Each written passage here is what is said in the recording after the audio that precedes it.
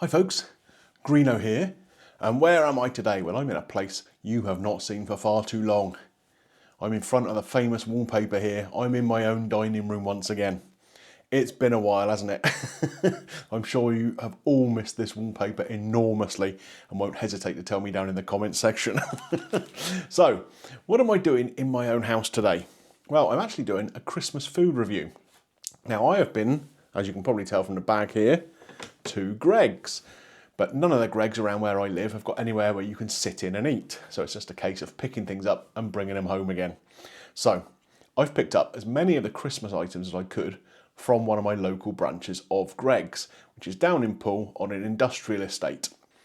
Now, I haven't picked up any of the Christmas drinks because I have to drive home from there. They'd be cold by the time I get back. I don't really fancy many of the flavours anyway, if I'm honest. So what I've done is I've picked up 3 of their savoury items and 4 of the sweet items off of the Christmas menu. Basically everything they had in stock. So the warm items are actually just reheating because they've got a little bit cool on the way back. Got a bag full of sweet treats here as well. So let's get on with it and see what we got, shall we? Right, I tell you what we're going to do. In this bag are the sweet items. Like I say, the savoury items are warming up in the oven at the moment. I'll talk you through what I've got in this bag. I'm not going to try them yet because obviously you can't have sweet things, then savoury things. Listen to John Shuttleworth, my friends. So, this is a bit like one of my old magic bag videos, isn't it? So in here we have 6 mince pies. Now I'm not going to eat all 6, obviously. That would be ludicrous. But we will try one of these on camera. I've got the receipt here so I can tell you what everything cost.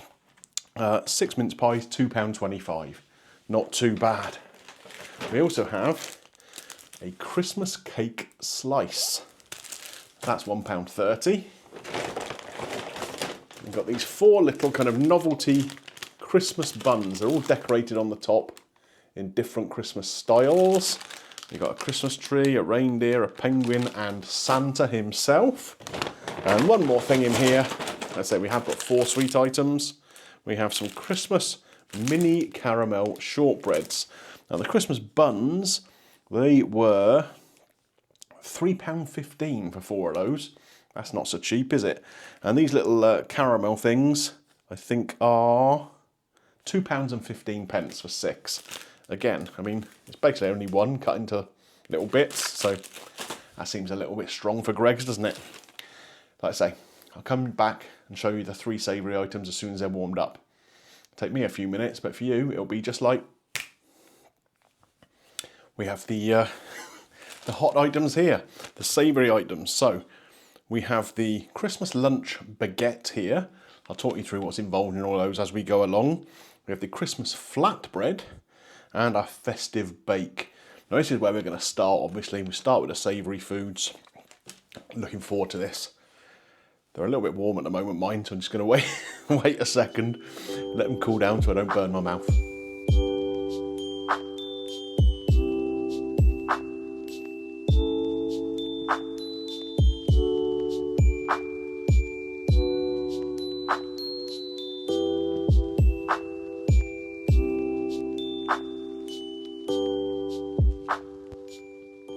Right guys, so I've pulled up the details here on my phone of what we've got here so I can talk you through it a little bit.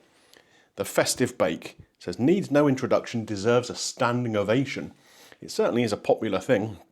Crumb-coated pastry filled with chicken, sage and onion stuffing and sweet cure bacon in a creamy sage and cranberry sauce. So a lot of festive flavours in there. Doesn't necessarily mean they're going to work together though, does it? Sage and cranberry sauce? A little bit unusual perhaps, but we'll pick it up and give it a go. Now, I've, like I say, warmed this back up again because it had come fresh out of the oven when I got to Gregg's, but of course I've had to drive home with it, so I just wanted to get it warmed up and crisped up again, and it has gone lovely and crispy. Nice crumb coating on the top there, as they say. Now I wonder how filled this is going to be. I wonder how hot it's going to be.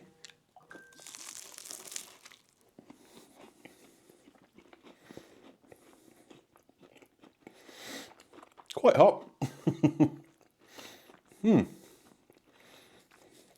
Straight away you do get that Christmassy kind of flavour. There's a little bit of sweetness from that cranberry more than anything, and some stuffing. It looks reasonably well filled, not overly so. I'm not picking up any chicken or anything in there. It's so hot.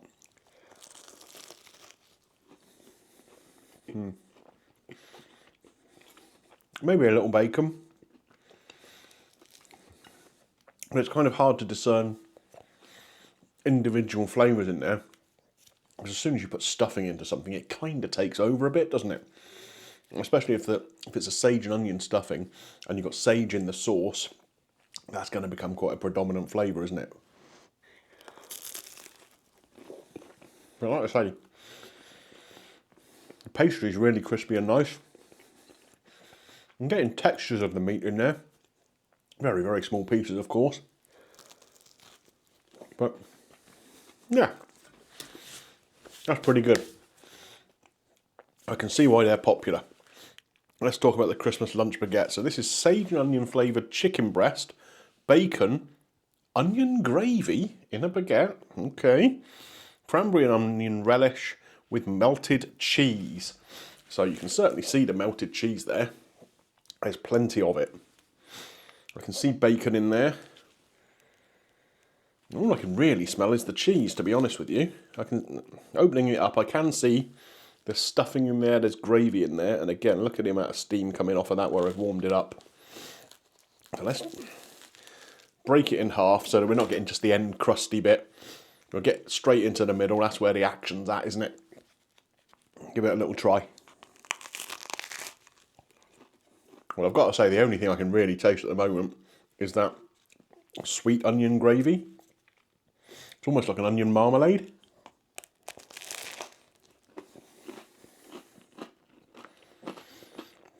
And that's just taking over everything. Can't even taste the stuffing. Let's get a bit of this bacon on its own. Yeah, so it's not particularly flavoursome bacon. So you're going to lose that as soon as you match it with some punchy flavours like that onion relish. And even the stuffing, I guess. I mean, it's not unpleasant. Not unpleasant at all. I just don't think it's Christmassy. The more I get through it, the more that onion relish becomes not a background flavour. I'm just becoming more accustomed to it, I guess. And I am starting to pick up a little bit of stuffing now. But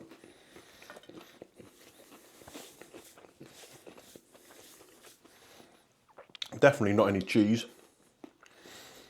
Can't pick out the chicken. Can't pick out the bacon. It's just stuffing and that relish. So yeah, I've got to say that's a bit disappointing for me. Now let me look up what's in this flatbread. This has got sage and onion style chicken mayo in it, sweet cure bacon, and a tangy cranberry and red onion relish. So I'm guessing it's going to be very similar to that baguette, really. The flatbread is quite nice. Oh, there's a bit of chicken on the top of it. We'll try that first.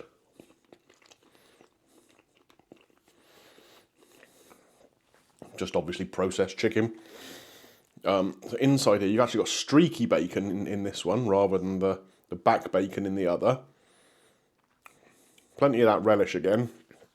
I wonder if it's basically going to be the same flavour profile as the baguette, just in a different format. Let's see. Now this I like better. That onion relish in there is definitely not as overpowering as what's in that baguette. The streaky bacon, because it's got that little bit of fat in it, has a bit more of a pronounced flavour, and there's stuffing spread all over this thing, so you can get more of that too. And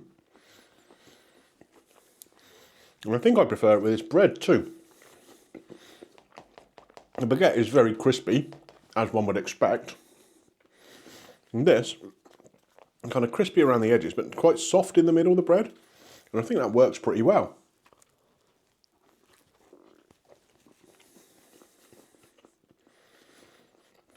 It makes it feel more like a hot sandwich, rather than that crispy, heated up baguette. But the flavour profile in there is a lot more what I would think of as Christmas. You can just about pick up the chicken in there. Like I say, it's not the boldest flavour in the world, chicken, and this is just processed stuff. But with the stuffing, with a more pronounced bacony flavour in there.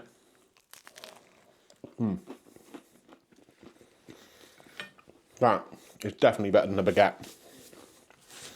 I'd say though, the Festive Bake is the winner. Let's move on to the sweet stuff, shall we? Okay, folks, so here we go. 4 different sweet items here. Now, as you know, these come in sort of little multi-packs. So, got the receipt here again to walk you through it. So we have the sweet mince pies, which were in a pack of 6. We have the mini caramel shortbreads, which were in a pack of 6 again. The little cake, I got the Rudolph one. There were 4 of them in a pack, and the Christmas cake slice comes by itself. So, where are we going to start? Let's go with Rudolph, shall we? Now this is covered in little, I call them hundreds and thousands. I don't know what you call them. Let me know below. I think there are different names for these little sugary balls and strands, wherever you are in the world. Now this is just a little cupcake with a bit of icing on and some of those hundreds and thousands on it. Not expecting great things, but I do quite like a little spongy cupcake. Pretty much as you'd expect. It's just a sort of vanilla sponge. The icing on the top of it, the actual sort of white icing, is again what you'd expect. The Rudolph bit is almost like chewy, which is a little bit of a weird texture, I have to say. Those little sugary balls add a little bit of crunch and texture to it. I mean, it is what it is. It's basically just a cheap cupcake. Go for the little caramel shortbreads now. Now, shortbread is one of my favourite things at Christmas. I love shortbread. Because it's nice and buttery, nice little sugary dusting on the top of it. So this has obviously got a shortbread base, a layer of caramel, and again, maybe white chocolate on the top perhaps.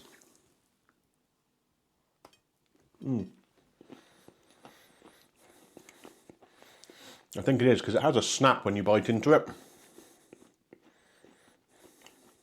It's really sweet. It's a little bit strange though, because you'd think you'd be able to discern between the shortbread, between the caramel and the white chocolate, but it just becomes one just intensely sweet experience. Right at the very end now, I've basically swallowed it all, I can just about pick up that buttery note from the shortbread. Again, that's not unpleasant. If you were sat down over Christmas with a cup of tea in front of the TV, a couple of little bits of these shortbreads in place of a chocolate biscuit or something, it's going to be perfectly nice. Intensely sweet, kind of, again, a little bit manufactured tasting, but that's what you're going to get, isn't it? So, where are we going to go next? Let's move on to the mince pie. Now, I'm a little bit on the fence about mince pies generally. When I like something sweet, I kind of like it a bit like the caramel shortbread, to kind of be intensely sweet. Something that's kind of in the middle doesn't really do it for me. So, mince pies, there's almost a bitterness in there, isn't there, from all the dried fruit. Obviously, there's a lot of sugar in there, but you've got the candied peel in there, you've got raisins, that sort of thing, which kind of take away from that sweetness. But we'll see. Now, these ones obviously don't have real suet in, which is a normal constituent of mince pies. I must have vegetable suet because these are vegan friendly. I did read that on the packaging, so something to bear in mind.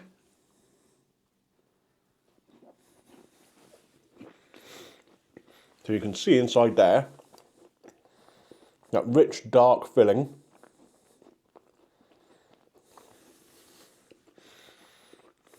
Do you know what, as mince pies go, it's pretty good. Now, I've not heated this one up. Obviously you can heat them up, serve them with cream and that sort of thing. I've just done it as is. And again, I think over the festive period, you sat down with a cup of tea, It's probably better warm because the pastry will be a little bit more flavoursome, I guess. Now this one's not bad. It's a little bit sweeter than some mince pies I've had. Sorry, it's a little interruption there. Doorbell rang. Delivery driver. So, as I was saying, these were a little bit sweeter than many mince pies I've had. And I actually kind of appreciate that. I think it makes it a little bit better. Right, the last item we're going to talk about now is this slice of Christmas cake. Now, what do you guys think about Christmas cake? Obviously, again, it's quite a dense cake filled with dried fruit. You've got a layer of marzipan on there and then a layer of that white kind of royal icing. I'm not generally a huge fan.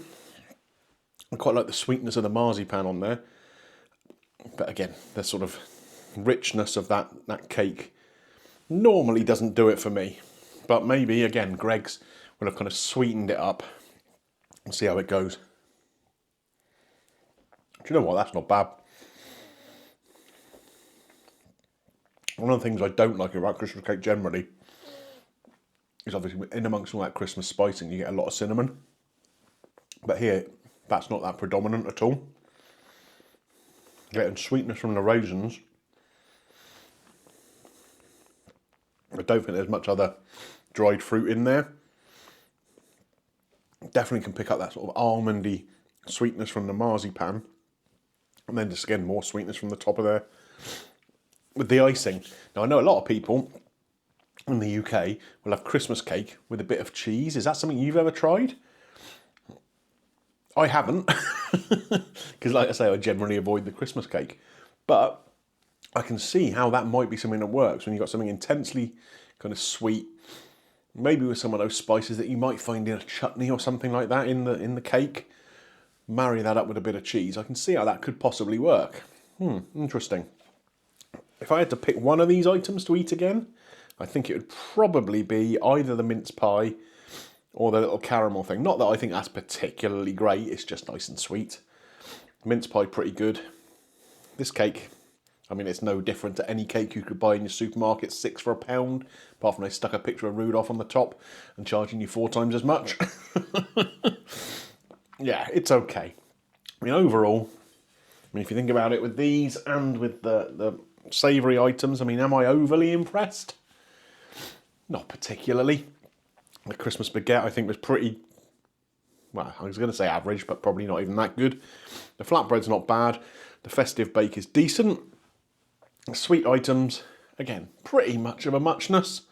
Are they the best things you're going to get over Christmas? Absolutely not. If you want a little festive spring in your step, though, while you're out and about, why not go and pick one up? Can't hurt, can it? So how am I going to score this out of 5? I think I'll probably do it as a savoury thing and a sweet thing. Right, start with the savoury things. I mean, not the best. I like the festive bake. I don't mind the flatbread. I think the baguette is not great at all. So that's all very fair to middling. I think we'll go with 2.5 out of 5 for that. I think that's fair. The sweet items, partly because I kind of like the extra sweetness in them. I think I'm probably going to score them a little bit higher. I think it's probably a 3 out of 5 for these. Cupcake isn't brilliant, but the rest of it I think is pretty good. Is it something that a purist would like? Probably not. They probably want a bit more depth of flavour in the mince pie, probably a bit more richness in that Christmas cake, but I don't mind it. Right folks, let me know in the comment section down below what you think the best item that I had today was. If I was going to pick one to have again, it's probably the festive bake. I think that was my favourite out of them. But after that, it could probably be one of the sweet items, maybe that little caramel shortcake or a mince pie.